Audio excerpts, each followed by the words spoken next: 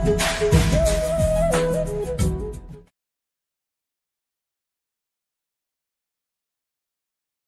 శ్రీమన్నారాయణ. జ్ఞానానందమయం దేవం నిర్మలాస్ఫటికాకృతిం ఆధారం సర్వవిద్యానాం హయగ్రీవ ముపాస్మై. మనం సెప్టెంబర్ నెల మాస ఫలితాల గురించి తెలుసుకుంటున్నాం. ముందు మాస గోచార ఫలితాల గురించి మనం వివరణ అనేది కొంచెం తెలుసుకుందాం. ఒక మాసం తమకు అనుకూలమా ప్రతికూలమా అని గమనించేందుకు రవి, కుజ, శుక్ర, బుధ గ్రహాలను గమనించడం సాంప్రదాయం. సూర్యుడు 3, 6, 10, 11 రాశుల్లో సంచరించే సమయంలో మాత్రమే శుభ ఫలితాలను ఇస్తాడు.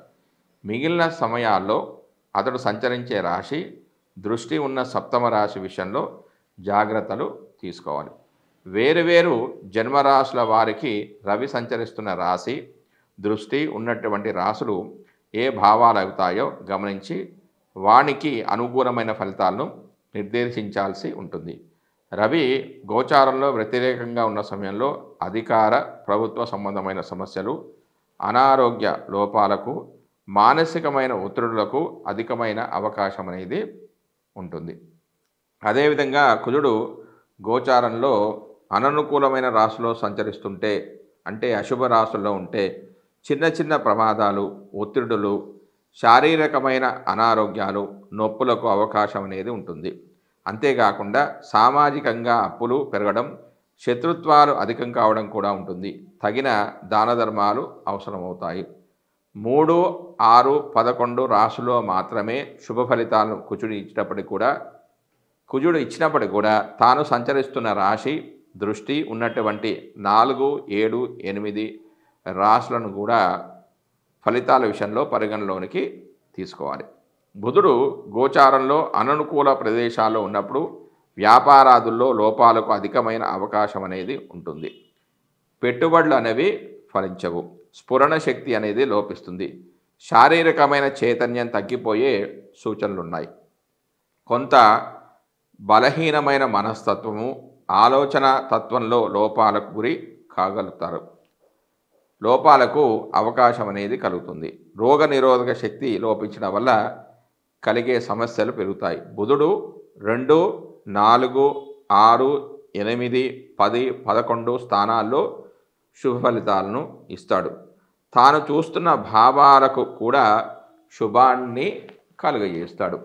శుక్రుడు అధిక స్థానాల్లో గోచారిత్యా అనుకూలంగానే ఉన్నప్పటికీ బలహీనమైన గోచార ఫలితాలనిచ్చే స్థానాల్లో మనోభిష్టాలు నెరవేరక ఇబ్బంది పడుతూ ఉంటారు. శుక్రుడు ఒక రాశిలో సంచరించే కాలంలో మానసిక వ్యవహారాలు, ఆకర్షణలో లోపాలు, ఇబ్బందులకు అవకాశం అనేది ఉంటుంది. అవగాహన లోపాలు ఉంటాయి. శరీరంలో హార్మోన్ల లోపాలు ఏర్పడతాయి. సమతుల్యమైన భావాలు దెబ్బతింటాయి. శుక్రుని విషయంలో 6, 7, 10 రాశుల సంచారం మాత్రమే లోపమైనది. 6వ స్థానం సంచారం అధికమైన లోపంగా పరిగణిస్తారు. భార్యాభర్తల మధ్యలో అభిప్రాయ భేదాలను కూడా ఇటువంటి అంశాలు కారణమవుతాయి. మానసికమైన ఒత్తిడి తీవ్రంగా ఉంటుంది. ఒక నెల రోజులు కొంత ఎక్కువ తక్కువలతో కూడుకున్న రోజుల్లో సంచరించే గ్రహాలు ఇవన్నీ కూడా. అందువలన వీటి ద్వారా కలిగే ఫలితాలు ఆ మాసాదులకు చెంది ఉంటాయి. అయితే శుభ సమయంలో కార్యక్రమం ప్రారంభించి పూర్తి చేయడానికి ఇటువంటి అనుకూల గ్రహ సంచారాదుల వల్ల ఫలితం అనేది అధికంగా ఉంటుంది. సింహరాశి వారికి సెప్టెంబర్ మాసంలో మాస ఫలితాలు, రవి ఫలితాలు. రవి సింహరాశి వారికి సెప్టెంబర్ 1 నుంచి 16 వరకు జన్మరాశిలోను, 17 నుంచి 30 వరకు 2వ స్థానంలోనూ సంచరిస్తున్నాడు. జన్మరాశిలో సంచారం చెడు ఫలితాలను ఇస్తుంది. అవి అనారోగ్యము, అలసట, త్రిప్పడము, ఆందోళన, శారీరక తాపము, మన సంకటము, సంపదలు నష్టపోవడం, అకాల భోజనం చేయడం, బంధు విరోధం, భయము, క్రోధము, ధన నష్టం జరిగే అవకాశం ఉంది. ద్వితీయంలో సంచరించేటప్పుడు కూడా అశుభ ఫలితాలు పొందే అవకాశం ఉంది. ఇందులో అతి తక్కువగా పాప ఫలితాలు వచ్చే అవకాశం అనేది ఉంది. దాని తర్వాత కుజుడు యొక్క ఫలితాలు. కుజుడు సింహరాశి వారికి సెప్టెంబర్ 1 నుంచి 30 వరకు 11వ స్థానంలో సంచరిస్తున్నాడు. 11వ స్థానంలో శుభ ఫలితాలను ఇస్తాడు. అవి ఈ రకంగా ఉన్నాయి. ధనధాన్య లాభము, అనుకున్న పనుల్లో విజయాన్ని సాధిస్తారు, ఆరోగ్యం అనేది మెరుగుపడుతుంది, భూలాభం అనేది కలుగుతుంది, కీర్తి ప్రతిష్టలు పెరుగుతాయి, ఇష్టమైన వస్తువును కొనుగోలు చేస్తారు, సోదరుల ద్వారా అన్ని పనులు పూర్తి చేస్తారు, మిత్రుల సహకారం అనేది లభిస్తుంది. ఇందులో 70% శుభ ఫలితాలు జాతకుడు పొందుతాడు. కారణం ఏంటంటే ఈ రాశిలో కుజుడు తామ్రమూర్తిగా సంచరిస్తూ ఉన్నాడు. దాని తర్వాత బుధుడు యొక్క ఫలితాలు. సింహరాశి వారికి బుధుడు సెప్టెంబర్ 1 నుంచి 4 వరకు మిత్రక్షేత్రమైన 12లోను, సెప్టెంబర్ 5 నుంచి 23 వరకు స్వక్షేత్రమైన జన్మరాశిలోను, సెప్టెంబర్ 24 నుంచి 30 వరకు సమక్షేత్రమైన 2వ స్థానంలోనూ సంచరిస్తూ ఉన్నాడు. ఆరోగ్యము, మనస్సంతోషము, కీర్తి, ద్రవ్య లాభము, వృద్ధి, బంధుమైత్రి, సుఖ సంతోషాలు అనేవి జరుగుతాయి. అయితే ఇందులో 20% శుభ ఫలితాలే కలుగుతాయంటే ఎందుకంటే కారణం ఈ స్థానం బుధుడు లోహమూర్తిగా సంచరిస్తూ ఉన్నాడు. తర్వాత 1వ స్థానంలో సంచరించేటప్పుడు అకాల భోజనము, బంధువైరము, వస్తువులు నష్టపోవడం వంటి వాటిలో తక్కువ అశుభ ఫలితాలు జరిగే అవకాశం అనేది ఉంది. లోహమూర్తిగా ఈ రాశిలో బుధుడు సంచరించడం వల్ల 20% శుభ ఫలితాలు జాతకుడు పొందుతాడు. 2వ స్థానంలో సంచరించేటప్పుడు కుటుంబ సౌఖ్యం అనేది కలుగుతుంది, వాక్శుద్ధి అనేది కలుగుతుంది, ధనాదాయం చాలా బాగుంటుంది, సజ్జన సహకారం లభిస్తుంది, కార్యాలు అన్నీ కూడా అనుకూలిస్తాయి. ఈ స్థానంలో బుధుడు తామ్రమూర్తిగా ఉంటూ 50% శుభ ఫలితాలను ఇస్తూ ఉన్నాడు. తర్వాత గురుడు యొక్క ఫలితాలు. గురుడు సింహరాశి వారికి సెప్టెంబర్ 1 నుంచి 30 వరకు 5వ స్థానంలో సంచరిస్తూ ఉన్నాడు. వారికి గురుడు సింహరాశి వారికి సెప్టెంబర్ 1 నుంచి 30 వరకు 10వ స్థానంలో సంచరిస్తూ ఉన్నాడు. దీని ద్వారా సంతాన వృద్ధి, ఉద్యోగ వృద్ధి, కీర్తి అనేది ఉంటాయి.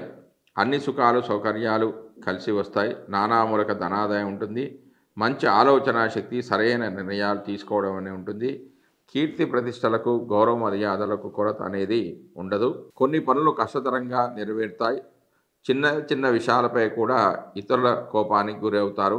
ఈ రాశివారు 100% శుభ ఫలితాలు పొందే అవకాశం ఉంది. కారణం ఏంటంటే ఈ రాశిలో గురుడు సువర్ణమూర్తిగా ఉన్నాడు కాబట్టి. తర్వాత శుక్రుడు సింహరాశి వారికి సెప్టెంబర్ 1 నుంచి 18 వరకు 2వ స్థానంలోను, సెప్టెంబర్ 19 నుంచి 30 వరకు 3వ స్థానంలోనూ సంచరిస్తూ ఉన్నాడు. శుక్రుడు 2వ స్థానంలో సంచరించే సందర్భంలో యుక్తాయుక్త వివేచన జ్ఞానం ఉంటుంది, సామర్థ్యం పెరుగుతుంది, అన్ని రంగాల్లో కళాపాసన, ధర్మ కార్యాచరణ ఉంటుంది, మనశ్శాంతికి కొదవ ఉండదు, శరీరంలో కళాకాంతులు, ముఖంలో వర్చస్సు అనేది పెరుగుతుంది, ఇతరులకు మంచి సలహాలు ఇస్తారు, విద్యారంగంలో రాణింపు అనేది ఉంటుంది, మంచి ఆరోగ్యంతో పాటుగా శారీరక మానసిక సౌఖ్యం అనేది లభిస్తుంది. ఇందులో 75% శుభ ఫలితాలు మాత్రమే జాతకుడు పొందుతాడు. కారణం ఏంటంటే ఈ స్థానానికి వేదస్థానమైన 7లో పాపగ్రహ సంచారం అనేది చేస్తుంది.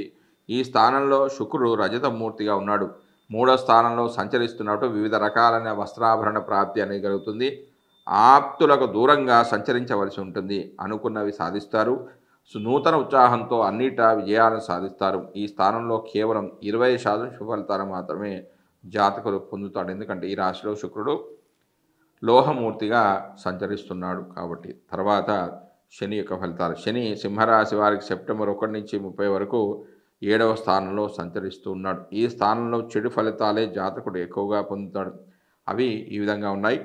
తీవ్రమైన ఆపదలకు గురి అవుతారు, ప్రమాదాలకు గురి కావడం, బాధలు, సంఘంలో అమర్యాద, అపనింద, ఉద్యోగ భంగం, సంతాన ఆరోగ్యము, బంధుమిత్రులతో విరోధం వంటి వాటిలో అగౌరవం అనేది కూడా ఉంటుంది. అత్యంత శ్రమ మీద పనులు పూర్తి చేస్తారు.